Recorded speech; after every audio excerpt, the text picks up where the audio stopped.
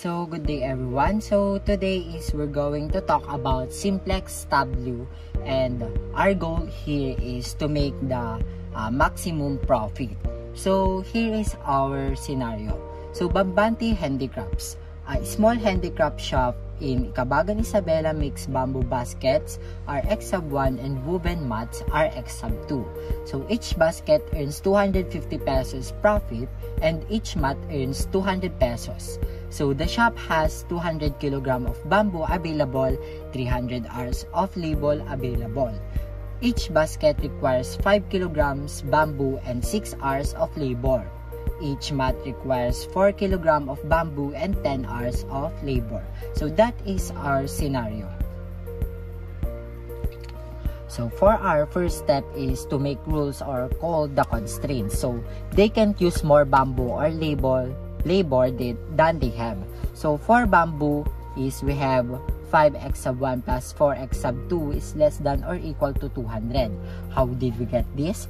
5 because it requires 5 kilograms of bamboo in basket, and 4 because it requires 4 kilograms of bamboo in mats, and 200 because we just only have 200 kilograms of bamboo available.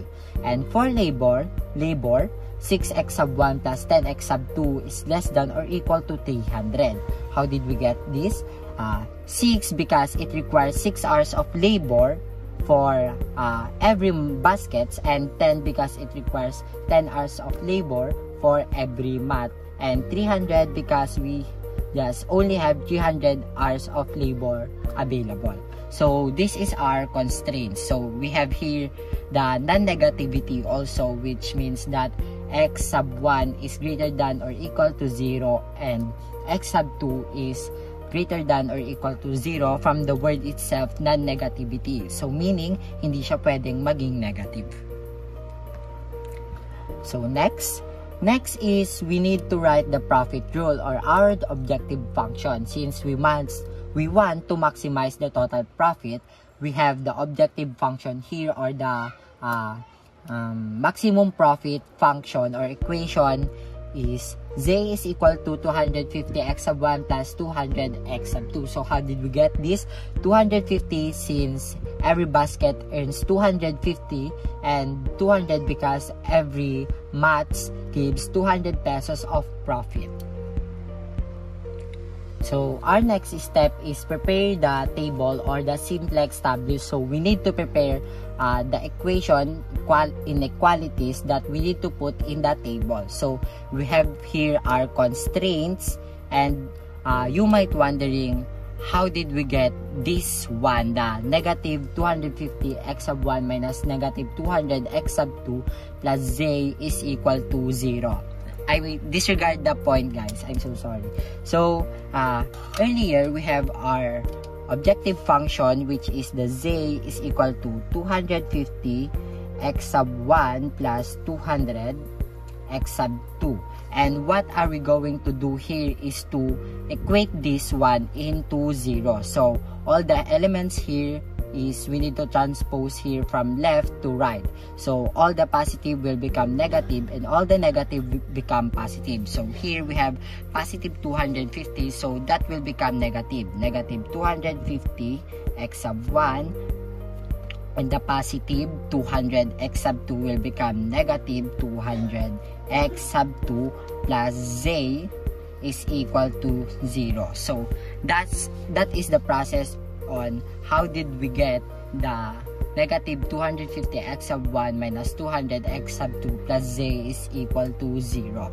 And you might also wondering how did we get the S1 and S2 here. So it is just a variables that monitored which bamboo and hours of labor is still unused. So we need to turn all the inequalities into an equation. So earlier we have a 5x1 plus 4x2 is less than or equal to 200.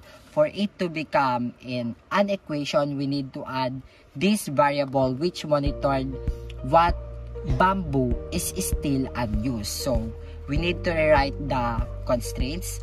5x sub 1 plus 4x sub 2 plus s sub 1 is equal to 200. And for our second is the same process as the first one. The second one is our labor, and we add the slack variable s sub 2. Same process. Earlier we have our constraints 6s sub 1 plus 10x sub 2 is less than or equal to 300, and we add our slack variable which monitored what how many hours of labor is still unused. So 6x sub 1 plus 10x sub 2 plus s sub 2 is equal to 300. So that's the process on how did we get our equations here. So what does it means? This is the starting point of solving the problem. From here, we can use the simplex method or the step-by-step way to find the best number of baskets and mats to make the highest profit. So we need to set our table. So here is our table. So we have here the basic variables, which is the z, s sub 1, and s sub 2, and our non-basic variable, which is the x sub 1, x sub 2, s sub 1, s sub 2, and our RHS. So negative 250, we just put all the corresponding values in the table. So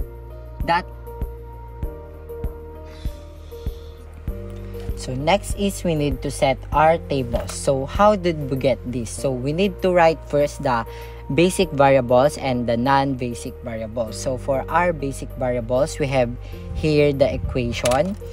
First is our negative 250 x sub 1 minus 200 x sub 2 plus z is equal to 0. Since we doesn't have a s sub 1 and s sub 2 here, so our s sub 1 and s sub 2 is 0, 0, and our right hand side or our resource amount is 0 since we don't have any resource to this.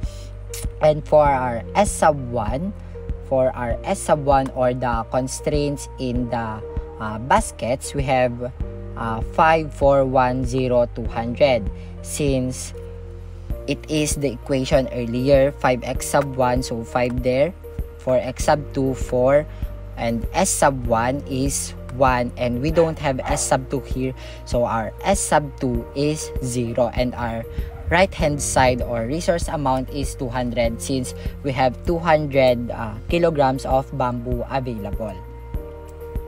So next is our s sub 2 or our constraints in labors. So we have earlier this equation, 6x sub 1 plus 10x sub 2 plus s sub 2 is equal to 300. So 6x sub 1, so for our x sub 1 is 6, x sub 2 is 10, s sub 1 is 0 since we doesn't have s sub 1 here, and s sub 2 is 1, and our right hand side or resource amount is 300 since we have 300 hours of labor available.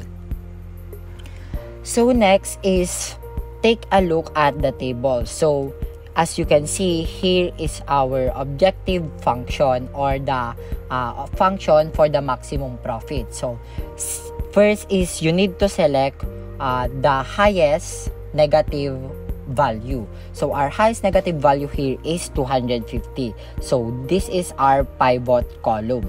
So all of this element here, which is 5 and 6, you're going to divide this into this right hand side or our resource amount. So 200 divided by 5 is equal to 40, and 300 divided by 6 is equal to 50.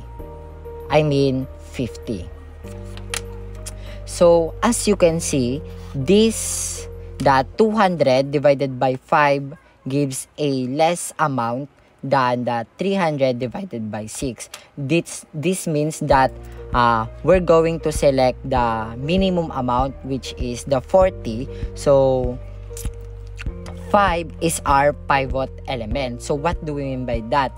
This means that we need to equate the element above and below this element into 0. So the negative 250 should become 0 and the 6 should become 0 also.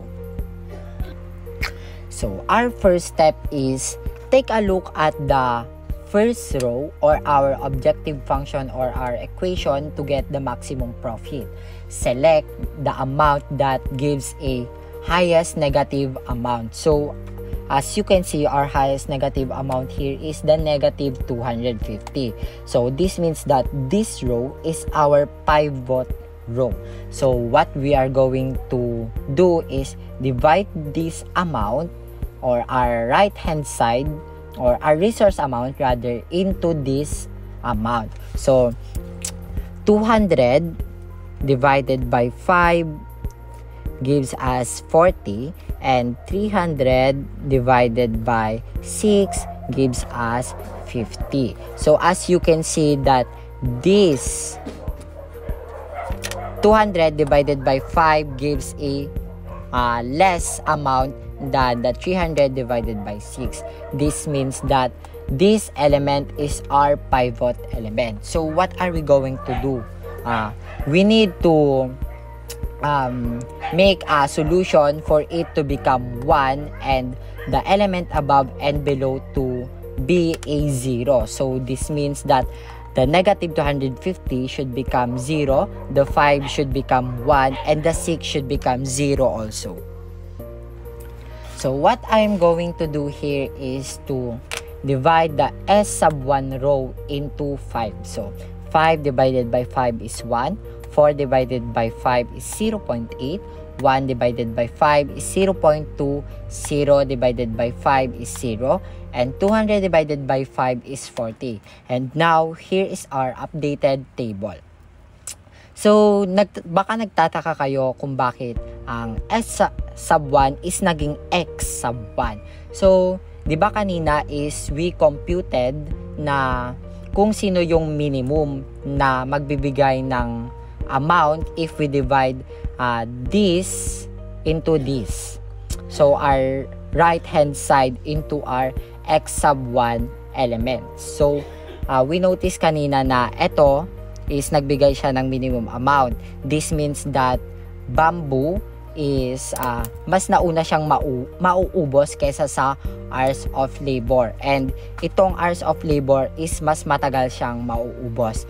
Meaning, kapag ginamit natin itong bamboo is walang masasayang. Pero kapag yung nasa hours of labor is maraming masasayang.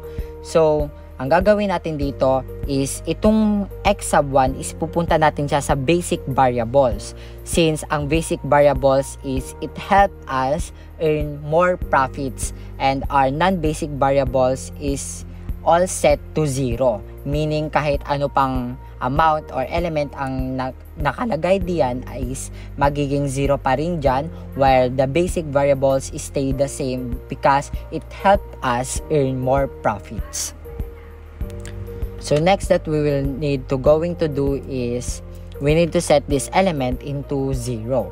So what I'm going to do is S sub 2 minus 6 times the elements or values in X sub 1. So S sub 2 muna. 6 minus 6 times 1 is equal to 6 minus 6 is equal to 0. And next is 10 minus 6 times 0.8 is equal to 10 minus 6 times 0.8 is equal to 4.8. And 10 minus 4.8 is equal to 5.2. And next is 0 minus 6 times 0.2 is equal to 0 minus 1.2 is equal to negative 1.2. And 1 minus 6 times 0 is equal to 1 minus 0 is equal to 1. And 300 minus 6 times 40 is equal to 300 minus 600 ay 240. So 300 minus 240 is 60. So here is our updated table. As you can see, the element here becomes 0. So as you can see, wala na tayong improvements na pwede pang gawin or hindi na tayo magpapivot since there are no more negative elements or negative values here in our objective function. So for our final answer is our x sub 1 is equal to 40. That means that we make 40 baskets of bamboo, and our x sub 2 is equal to 0. So, bakit siya 0? So, baka nagtataka kayo kung bakit siya 0. Yung x sub 2 kasi natin is nandun po siya sa non-basic variables. And all the variables in non-basic variables is all set to 0. Kasi, meaning po nun is wala po silang maaambag sa pag-earn ng profit or ng money para makuha po natin yung maximum profit. So, yun lang po yung ibig sabihin doon. So, itong value na ito, I mean, is isa-substitute po natin siya dun po sa equation natin para sa maximum profit. So, ang maximum na equation, ang equation natin for maximum profit is Z is equal to 250 X plus 200 X sub 2. Yan. So, i-substitute na natin yung value ng x sub 1 and x sub 2. So, 250 times 40 plus 200 times 0 is equal to 250 times 40 is equal to 10,000 plus 200 times 0 is equal to 0. So, 10,000 plus 0 is equal to 10,000. So, this means that 10,000 is the highest amount or profit that we can get in that situation or scenario. Sige, balikan natin yung ating table kanina, which is ito yung final table natin. As you can see na yung 10,000 na maximum profit is nakalagay po siya sa right hand side or our resource amount. This means na tama yung ating table kasi it shows and tumama po yung ating nung sinubstitute natin yung value ng x sub 1 and x sub 2 sa objective function, nakuha po natin yung same answer as nasa table. So, i-disregard po natin yung 50 dyan since magiging 0 yan dahil ang s sub 1 po is nandun po siya sa non-basic variable. So, baka nagtataka rin kayo. So, paano po yung s sub 2 na nandun po sa basic variables? So, it means na yung s sub 2 which is the slack variable in our maths is, or I mean in labor is, meaning po is my 60 hours of labor po na is still unused. And take note po na ito pong resource amount or materials po natin is hindi po siya non-basic variables. Nilagay lang po natin dyan para malaman po natin if ilan pang bamboo, ilan pang oras yung unused, and what is the maximum profit that we can get. So, I hope you learned something today po, and thank you for listening.